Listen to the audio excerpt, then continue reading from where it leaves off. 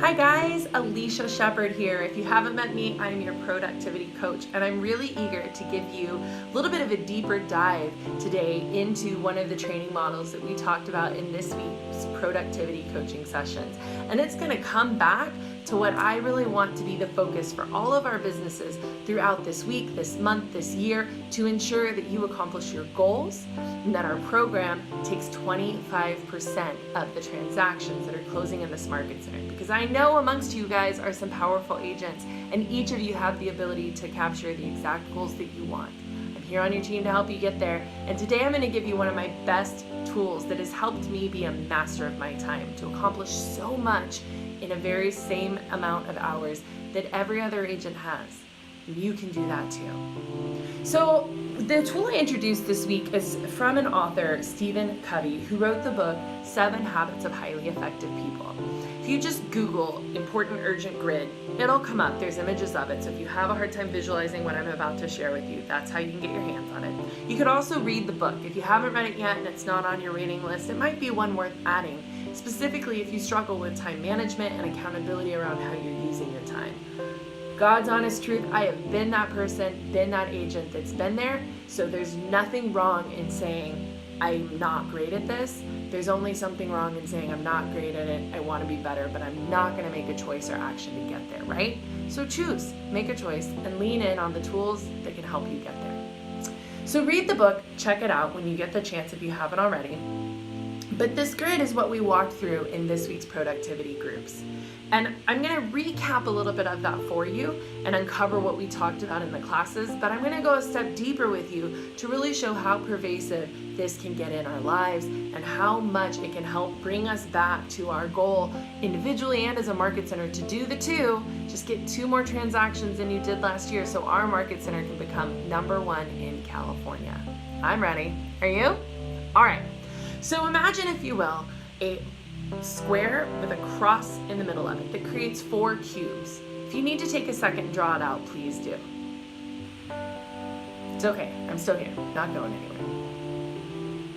All right, once you have the square and 4 cubes, in the top left hand, write in important and urgent. In the right top box, important, not urgent. The bottom left-hand side gets urgent, but not important. And the bottom right-hand is not urgent, not important. So in our Thursday class, we took the time to write out a list of all the things we spend our time doing in a day, all the way from just connecting and chit-chatting with an agent while we're in the office, through our script practice, to our different forms of lead generation, into the research and administrative and marketing support that supports our businesses. And we had a list of about 30 tasks. You could even go so deep to include things like sleep, such as going to the doctor's office, taking my kid to and from school, participating in the charity group that I participate with, going to church, meditating, reading, every activity. You can get as cellular on this as you want or as broad strokes, whatever works for you and is going to help you get through the exercise with the most clarity. That's what you want to work through, right? So we made the full list, and then we went down the list and said, let's look at these and decide who gets to go in what box. Let's start with what's not important and not urgent. Social media, watching Netflix, anything that is something that's a pleasure item but isn't necessarily going to get you to your why, going to help you earn the income you want to make, achieve your goals, well then that's probably not important, right? And then if it's maybe not important, but it also isn't time sensitive, it's not something that if you don't do in the next 2 to 3 hours, something will happen as a result, then it's probably not urgent. We were able to find so many little tasks that fall into the not urgent, not important. One of the biggest ones that showed up in one of my discussions with an agent after Thursday's class was just going to go get a cup of coffee. You know, when I get to the office, I like to, set in, and then sometimes I go get a cup of coffee at Uplifters at Starbucks. Later this year, you'll be able to do it right here in our own office at Estate Coffee. Amazing. Side case. But as you look at that and you move forward through it, how much time did that really take out of your day? Was it important and was it urgent? Could it have been something that if you changed the habit of when you do it, would not impact your working hours and your working schedule? If you change the habit of how you get coffee in the mornings, would that make a difference in what your results from your day is? Most likely, right? So we look at something that's not important, not urgent, do an assessment of the time that you're currently committing to it, and then strategize quickly. Don't spend a ton of time on these items, but just how do you restructure your habits to get those items out of the way? I'm going to be very honest. One for me is in the evenings, I tend to like to unwind just a touch and watch something that helps me disconnect from my mind a little bit, turn off, shut down, and bring it back home a little bit. And while that's great, and I enjoy it because it helps me recharge in a sort of a way, there's other activities that help me recharge as well that might actually have a better impact on my day-to-day result. And I don't have to do this. It's a choice. How would I like my life to improve based on the habits and systems I'm implementing throughout it, right? That's a choice we all get to make. So I didn't say, Alicia, no more TV. You don't get any, because that's probably not a realistic expectation. But I did say, I personally feel my life would be better if I replaced 3 of those nights with reading for an hour instead. Reading something that's not work related, but just reading something that I love. I just finished Sharper Objects. It was a great book, and that was something that I still got a lot of unwind and restfulness and recharge with and enjoyment through, but I changed the habit. Now, what's important about that habit? By switching from watching a screen for an hour 3 nights a week to reading a paper book, right? Feeling the paper in my skin, I'm feeling the difference of my mind having the ability to mentally shut down, detach, and go into rest mode, acknowledge that it's time to recharge versus staying engaged. Screens are a huge disservice to us when we're trying to unwind and go to sleep at the end of the day, and most of us keep them in front of us far too long.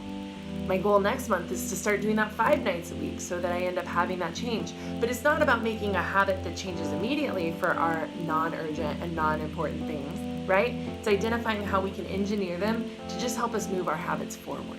Move our habits in a direction so that they improve our quality of our life, our happiness, our joy, our fulfillment, our work, our success, and our relationships, right? So then we move over to the box, urgent, not important. We found very few things actually earned a right to be in this box. Someone brought up pay bills. It's urgent and it's not important. I said, but is it urgent if you pay it on time? If you set up auto pays, if you make sure that you're not waiting till the day they're due to make the payment, there's really not anything urgent, because our classification for urgent is if it doesn't happen in the next 2 to 3 hours, there's a negative consequence. So look through your list. If you want to make your list of activities you do, really ask, is there anything on here if I don't do in the next 2 to 3 hours, is there a negative consequence? And those items that aren't important but do have that time barrier, they earn the right to be in the urgent but not important box.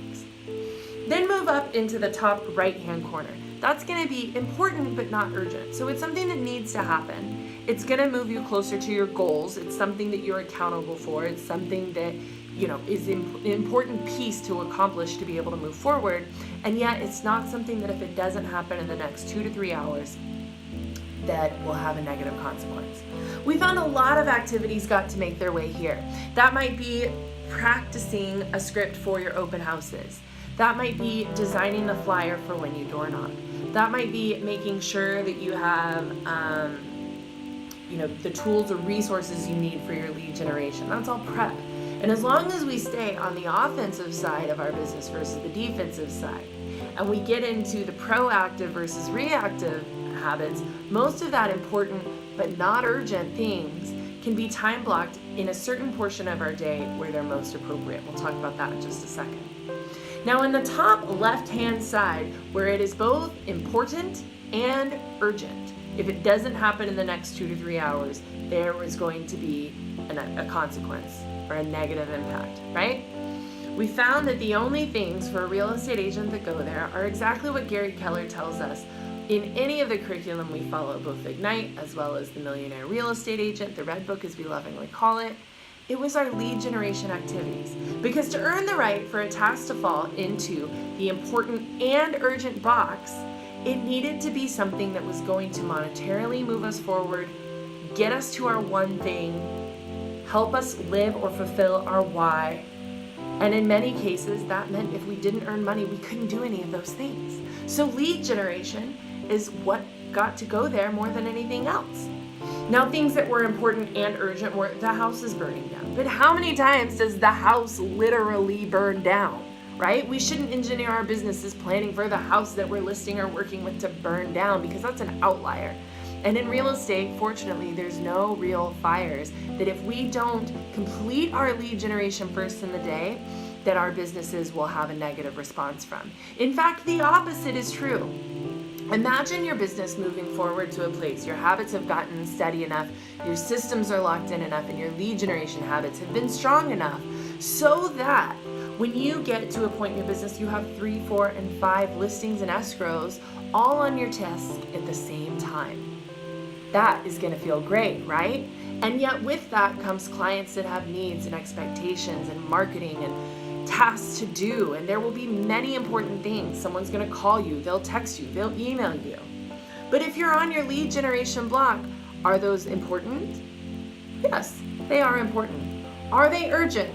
So much so that if you don't respond to that email, text, or phone call of an existing contracted client during your lead generation block, that you're going to have a negative consequence in your business. That's a big it depends. It depends on how you train your clients and coach your clients to understand your response times. Every agent has a different barometer of what they believe is appropriate for their business, but the one barometer that should be true in all of our businesses is that our lead generation time, that lead generation window, is not a follow whatever ping shows up moment. It's not a time where we let our email, our text messages, our voicemail, our cell phone ringing to be a distraction for what we're focused on right now. During lead generation, the one thing we should be focused on is finding our next client. And then before or after your lead generation block, ideally after, because lead generation's for breakfast, right? After your lead generation block is a great time to return those calls, respond to the emails, get the text message back, delegate the tasks and activities that you need to do so that your business can move forward in the best way possible. Make sense? So even returning a client email, responding to a client text message, returning a client phone call. A client is not a lead. A client is someone you're engaged with, someone who has a contractual obligation to you and from you. Those get to wait and happen either before or after lead generation. And when we strategize our business to have that kind of structure, we suddenly get the freedom to lead generate without the pressure of feeling like we have to allow distractions. Lead generation is most powerful when we remove all distractions. And when you let this grid really help you decide is something important and urgent. If it doesn't get both of those, it does not get to get in the way of lead generation. And remember, urgent is qualified. If it doesn't happen in the next 2 to 3 hours, there is a negative consequence. If not, finish your lead generation and then respond to those urgent matters, or those important matters. Actually, respond to those important matters, because if they don't need to be done, then they are not urgent, right? See, even I have to catch myself sometimes to think about what's the difference in those two. What happens is a trigger effect, and we went into this lightly yesterday, but I want to go into it in deeper detail, because we're helping you engineer a business that's not just meant to survive for your first few transactions, but to establish the habits, systems, and models so that you can have a thriving career. But if you are constantly at the mercy of your email, your text, and your voicemail, to just be a constant ping in your ear for when you need to stop, be distracted, and about face to do something else, you'll never get the traction that you are looking for in your business. See, this is a business that can make us feel really busy really fast, and sometimes we glorify being busy. As a culture, we tend to look at busy and say, man, that must be what success looks like. But busy has nothing to do with success. Productive has something to do with success. And when you allow yourself to stop the habits that lead to busy and engage and push yourself to adopt the habits that lead to productivity, that's going to be where the magic happens. And when you shift from being that agent who's hoping to get 2 or 3 deals done this year to really knowing, trusting, and seeing the numbers for how you get to doing however many transactions you want this year, that is a powerful shift and change in your business. So a few things you can do to start adopting this habit. The first step would be stop making to-do lists. Stop it. Just knock them off. They're the worst thing you can do in your business. Instead, make a must-happen list. And the only thing that gets to be there is something that is going to accomplish your one thing. If you're a brand new agent, your one thing is to become a lead gen master. You are doing the 10-4 daily. You are digging into your business to make sure that you have plenty of leads to service so that you can get the amount of closings that you want. Many of you guys are looking for anywhere from 6 to 12 closings in your first year, and high five, that is amazing. Those are big numbers, and they're totally achievable so long as you coach yourself alongside myself and your mentor and the Market Center here to change the habits to get there. So no more to-do lists, because when we make to-do lists, we typically will start with whatever's the easiest, fastest things to knock out, because we like the action of like crossing something off. That makes us feel like we're busy and I've gotten a lot of stuff done today. But at the end of the day, you look at the list and you didn't do the one thing that would have moved you forward in your business. You don't deserve that. So stop it. Instead, start designing a list that's engineered around your one thing. Well, to your one thing, what's most important and urgent? Chances are, if you're in real estate, it's lead generation. Even at my level, even at your mentor's level, even at a team leader level, even at a Rick Cunningham level, getting to your one thing, lead generation is always going to support it. Richard Schulman the other day, I heard in the office walking through, and he said, whatever problem you have in real estate, lead generation always fixes it. And I loved it the minute I heard it because I knew it was fact, and I thought about it for the last few days and thought about any scenario that comes up. I don't have enough money in the bank. Lead generation would fix it because that means that I would have more transactions, more closings, and then more money in the bank. I don't have enough clients to work with. Lead generation would fix it because then I have more clients that I identify and more properties to sell and more closings to more success. I don't have enough experience or name in the marketplace. Lead generation would fix it because you start getting clients to close transactions. See where I'm going? Now take it to a personal level. On the Friday class today, we actually said, what would happen? What are your home tasks that get in the way? Emptying the dishwasher. Well, if you lead generate more in real estate, you get to close more transactions to make more money to hire someone to empty the dishwasher for you. Is that emptying the dishwasher going to get you to your one thing? Is it going to help you thrive and live a life that you are totally empowered and excited by? Probably not. So do you have to do it? Today, maybe. But what would happen if you did more lead generation? You wouldn't have to do it much longer. So think about what's important and what's urgent. What's going to push me toward my why? What's going to push me toward my one thing? What's the one thing you could do such that by doing would make everything else easier or unnecessary? All right, guys, I hope really thinking through this gets you inspired to write down all of the activities you do in a day.